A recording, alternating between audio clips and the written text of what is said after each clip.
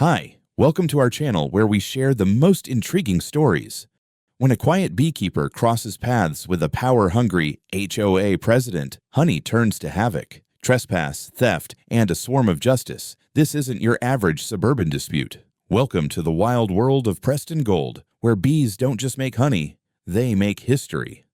My name's Danny Preston, and I'm a beekeeper, not the kind you see on gift shop postcards or novelty calendars. No, I run a full-scale, legally licensed honey operation out of my private land just outside a sleepy HOA-run neighborhood. My brand, Preston Gold, might not be a household name yet, but folks at local farmers markets know exactly where to find the good stuff. My 9 hives hum day and night, doing what nature intended, while I tend to the greenhouse, manage the bottling equipment, and maintain a small storage facility that smells like cedarwood and wildflower nectar. Everything I do is by the book, permits in order, boundaries clearly marked, taxes paid. I keep to myself mostly. My land borders the HOA line, but I'm not part of their jurisdiction.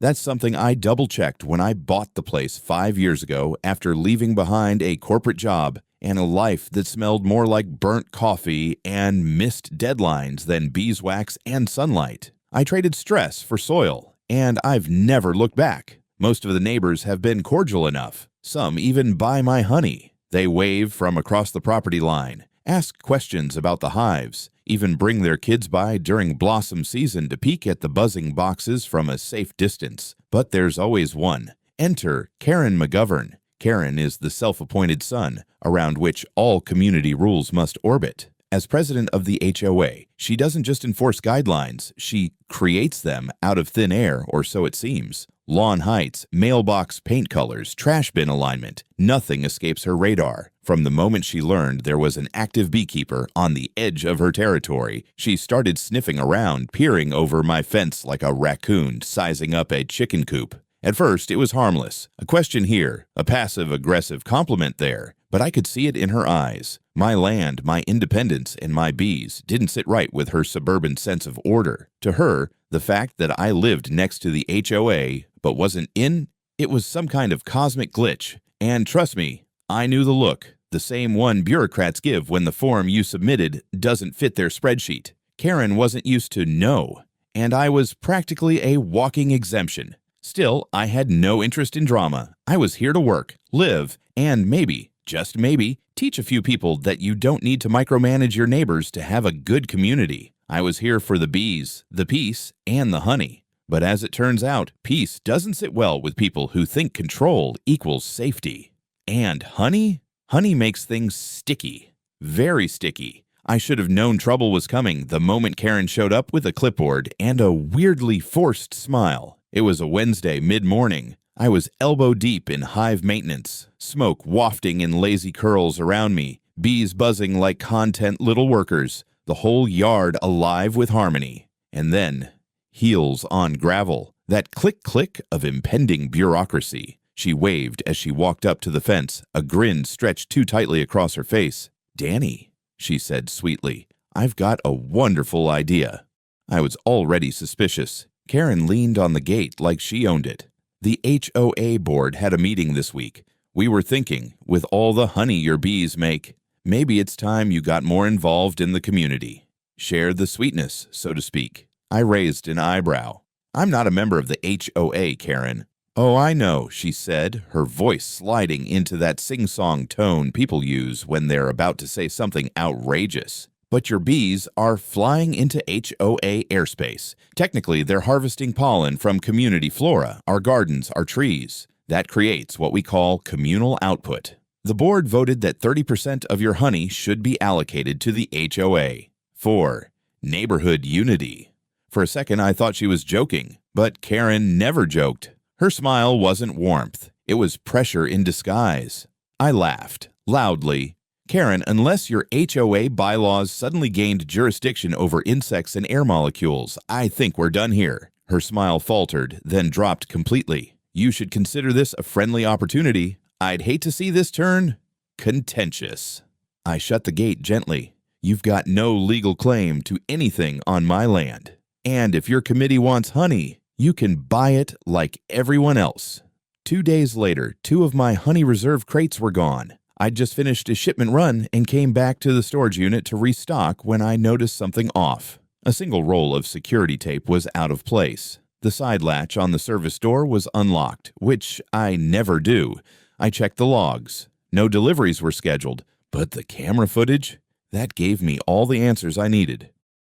There she was, Karen, in broad daylight, rolling a dolly across the grass like she was picking up groceries. She strolled into my unit, loaded up 2 boxes of Forest Amber Reserve, limited batch my bestseller, and walked off with the posture of a woman who thought she was entitled to every spoonful. No note, no message, just blatant theft. I was livid, but focused. I filed a police report immediately, submitted the video, and even printed stills in case she denied it. But the kicker? That night, I got an anonymous letter in my mailbox, typed of course. Refusing to cooperate with the community reflects poorly on your business. This is your last chance to integrate. We suggest you do the right thing.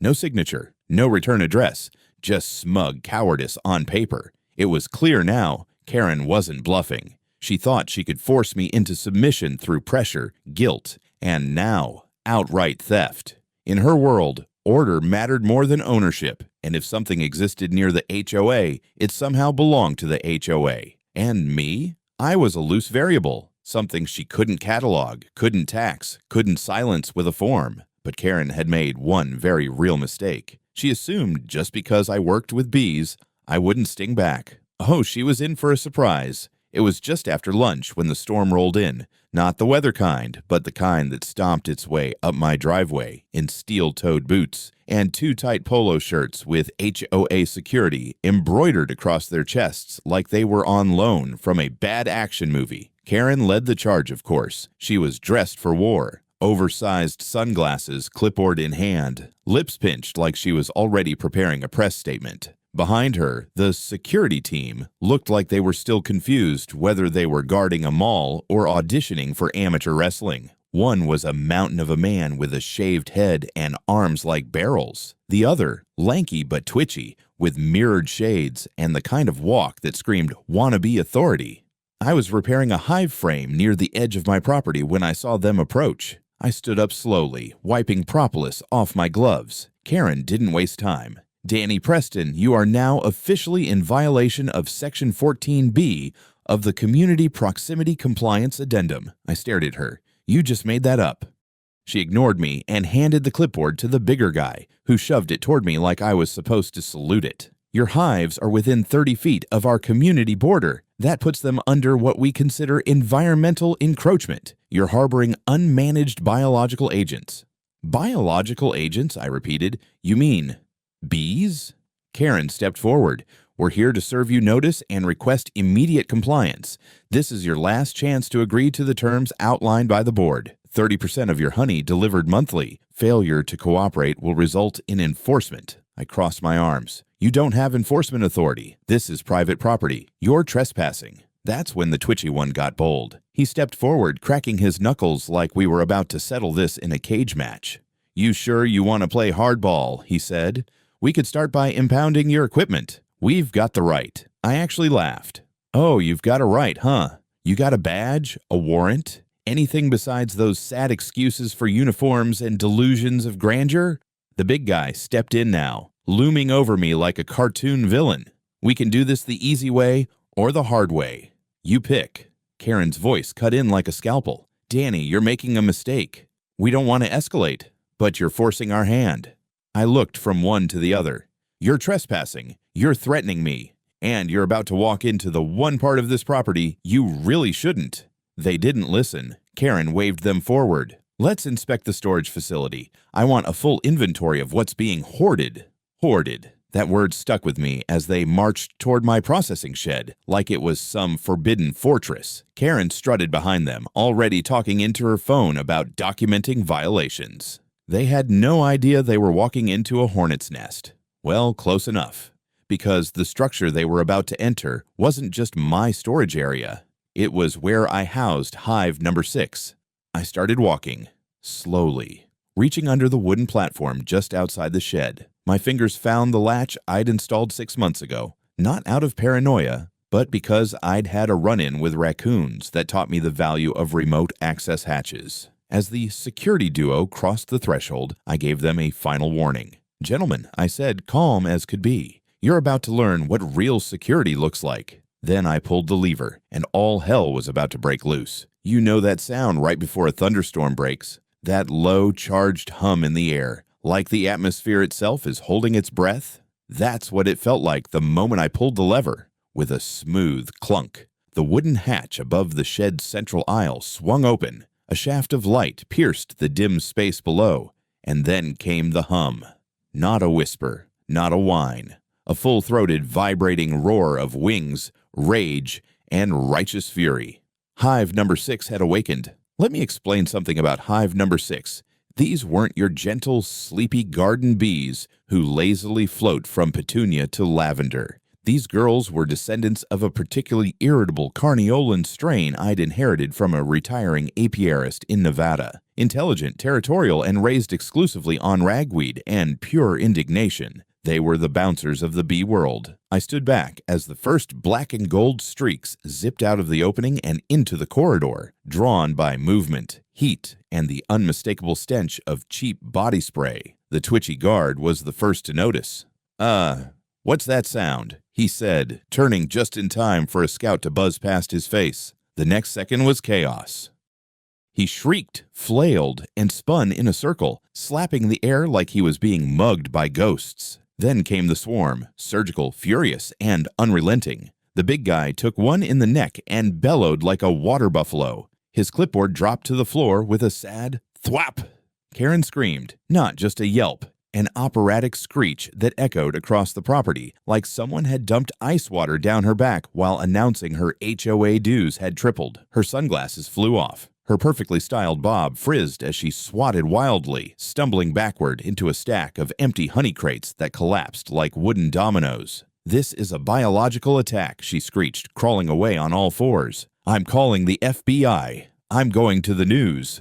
The twitchy one was halfway out the door, eyes wide, face already blotchy with stings. "They're in my shirt. They're in my shirt," he wailed, running straight into the rain barrel and flipping over it like a cartoon character. The big guy ran straight through my tomato patch, flattened 3 rows, and jumped the fence into the HOA side, trailing bees and screaming, "I'm out! I'm out!" Meanwhile, I calmly retrieved the lever, locked the hatch back up, and gave the ladies of hive number 6 a soft puff of smoke from my control nozzle, just enough to tell them, "Good work, girls. Perimeter's secure." Karen, now barefoot and down one earring, staggered to her feet. Her voice cracked as she jabbed a finger in my direction. "You're going to prison, Danny. Prison! You just unleashed a weaponized hive." I crossed my arms and tilted my head. "They acted in self-defense. You were trespassing, you broke in, and I gave fair warning. Besides, they're not trained attack bees." I paused. "Okay, maybe just slightly trained." She tried to retort, but got a bee stuck in her hair and shrieked again, running in zigzags back toward her SUV like a malfunctioning lawn sprinkler. I stood in the middle of my yard, arms behind my back, watching the scene with the composure of a man who had just poured hot tea over a cold legal threat. My dog Duke trotted up beside me, tail wagging. He looked toward the shed, then at me, then let out a single happy bark. That was justice. Buzzing, winged, glorious justice. An hour later, the flashing red and blues danced across my gravel driveway, painting stripes across my shed like I was hosting the world's saddest light show. A patrol SUV pulled up, followed by a second cruiser, and then, because this whole thing wasn't absurd enough already, a marked county incident response van. Karen had apparently called in a biological terror threat. No, really. That's what the dispatcher told me when I called to clarify why there were suddenly 3 squad cars responding to what I'd describe as an enthusiastic bee-related misunderstanding. I met the officers halfway down the path, my hands calmly resting at my sides, still wearing my beekeeping gloves like some kind of leathery gauntlets of justice. Officer Ramirez was leading the response, and to his credit, he kept a straight face when I greeted him with, "Afternoon, officer. Swarm's been dispersed. Would you like some tea while we debrief?" He blinked, then cracked a grin.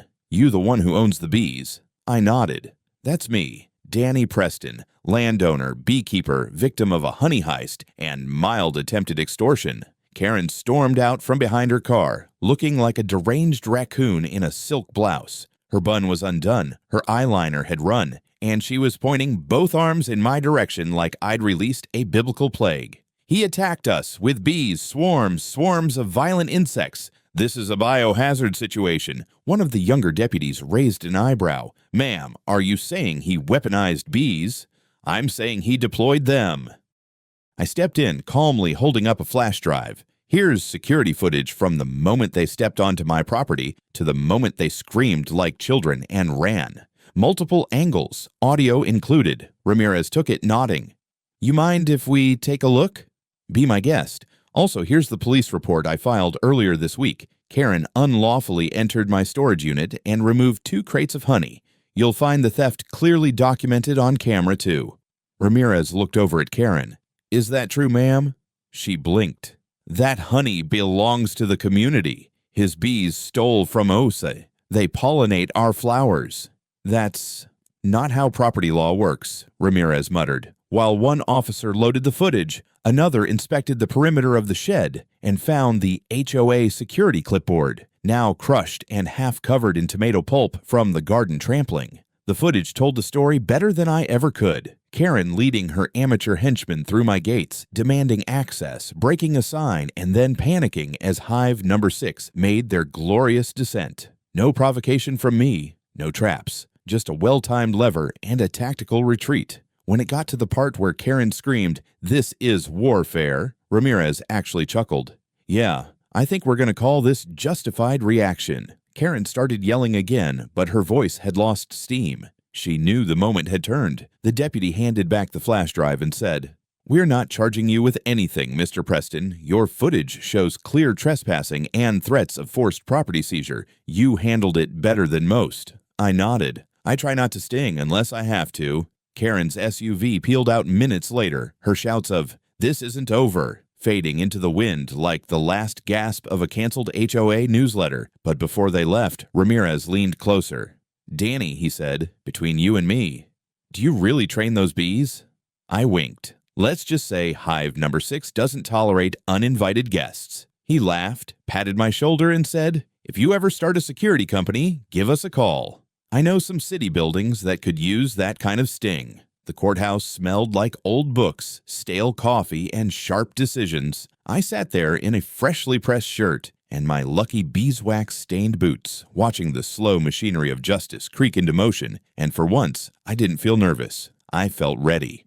The courtroom was packed. Karen sat at the plaintiff's table, flanked by 2 overpaid, overly polished attorneys in charcoal suits, tapping away on their laptops like they were defending a Fortune 500 company rather than a suburban HOA with a god complex. Karen herself looked different. Gone was the smug, square-jawed enforcer of shrub-trimming codes. Her blazer hung a little too loose. Her fingers clutched a lemon-colored handkerchief like it might stop the bleeding. Her eyes darted around the room like a cornered possum, panicked, jumpy, and deeply aware that the narrative had slipped away from her. My lawyer, a no-nonsense woman named Linda Reyes, who had the calm intensity of a bomb disposal expert, rose to speak first. She began with the video footage, Karen's unauthorized entry, the threats, the theft. She followed it with copies of my land deed, business license, beekeeping permits, and security logs. She presented my filed police report,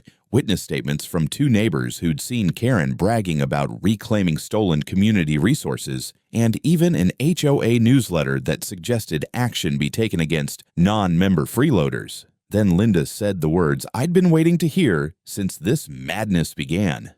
"Your Honor, the HOA, under the direction of its president Karen McGovern, knowingly and repeatedly harassed my client, attempted to seize goods from his private business, trespassed on legally protected land, and used intimidation tactics to force him into compliance with rules he was never bound by. What Mr. Preston experienced was not neighborhood governance. It was targeted coercion." Karen's attorney tried to pivot, insisting that the bees were a public health hazard and that the honey, since produced using shared community pollen, constituted a collective resource. That drew an actual laugh from the judge. And when Karen took the stand, the final crumble began. She was a shell of the swaggering HOA tyrant I'd met months ago. Her voice trembled. She fumbled her words, contradicted herself, and when pressed on whether she had entered my shed to reclaim honey, she finally blurted, "I was just taking what should have been ours." The silence that followed could have crushed a watermelon. The judge didn't need long. His ruling was swift and scathing. Karen was personally found liable for trespassing, theft, and defamation. The HOA was ordered to pay me $180,000 in damages, covering property repairs, lost product, legal fees, and emotional distress. Even better, the court ruled that Karen was permanently barred from holding any position in an HOA or related community organization for the next 10 years. My bees had won. Hive number 6 had become legend. As I stepped outside the courthouse, sun warming my face, I felt it hit me, not just relief, but something deeper, pride. Pride that I stood my ground. Pride that I hadn't let someone bully me into submission with forms and fake titles. And yeah, pride in my girls, those buzzing, tireless, nectar-chasing champions who defended their turf with more honor than half the HOA board ever mustered. A local reporter asked how I felt. I said, vindicated, and deeply grateful to Hive number 6. They deserve their own plaque. Meanwhile, Karen, well, her fall was as public as it was poetic. Neighbors who once feared her passive-aggressive notes and obsessive lawn inspections now avoided eye contact. Rumor had it she tried starting a neighborhood Facebook group, but no one joined. HOA board members resigned in waves, and by the end of the month, the association had called for a complete restructure under a new president, someone who promised transparency, kindness, and no unauthorized bee stings. Karen's life shrank to silence. She was spotted grocery shopping in oversized sunglasses and a hoodie, pretending to be on calls. Her house, once the beacon of HOA perfection, became the subject of gossip itself. Uncut grass, no seasonal wreath, and most damning of all, no HOA badge on the mailbox. She faded from the community she once ruled like a shadow at sunset. And me? I kept bottling honey, humming while I worked, and letting the girls do what they did best. The farm was quieter now, peaceful, but every time I walked past Hive number 6, I gave them a respectful nod. They'd done more than sting. They'd protected our right to buzz freely. 6 weeks after the trial, the hum of life on my land had returned to its sweet, steady rhythm. The hives buzzed like a well-rehearsed choir. My bottling line was back in full swing, and the tomato patch, God bless it, had forgiven the chaos caused by fleeing pseudo-security guards. Karen was a distant memory, like an old stain on a rug you finally scrubbed clean. But peace wasn't enough. I wanted celebration, a little sting-laced joy. So I did what any mildly eccentric, vindicated beekeeper with a surplus of award-winning honey and a vengeance-fueled marketing instinct would do. I launched the first annual Preston Gold Bee Festival. Word spread fast. Flyers went up at local bakeries, garden centers, and even the courthouse bulletin board, with Officer Ramirez's full endorsement. The tagline, "Come for the honey, stay for the buzz." I built a makeshift stage out of old honey crates, strung fairy lights through the orchard, and set up booths, honey tastings, beeswax candle rolling for kids, bee education workshops, and, yes, front row meet and greets with Hive number 6, viewed safely through plexiglass with a respectful 10-foot buffer. They'd earned their celebrity status. Over 300 people came, families, neighbors, even a few former HOA members who now spoke in hushed reverence about the Karen incident, as if it were a tale passed down in legend. Folks posed for selfies with a giant cutout of Hive number 6 wearing aviator sunglasses and holding a sign that read, "Mess around, find out." But the real star of the show was the launch of my new limited edition product line. Karen Stung Edition Spicy Wildflower Honey, infused with chili oil and just a hint of lemon zest. Each bottle came with a tagline, "Collected under pressure, served with satisfaction." They sold out in under 2 hours. I had to start taking pre-orders for the next batch. A little girl asked if Karen was real. Her dad whispered, "Yes, sweetie, but she's far, far away now." It was oddly comforting. As the sun dipped low, I stepped up to the crate stage with Duke by my side and raised a jar of honey toward the crowd. "I want to thank y'all," I said, "not just for supporting my bees and my business, but for proving that community doesn't mean control.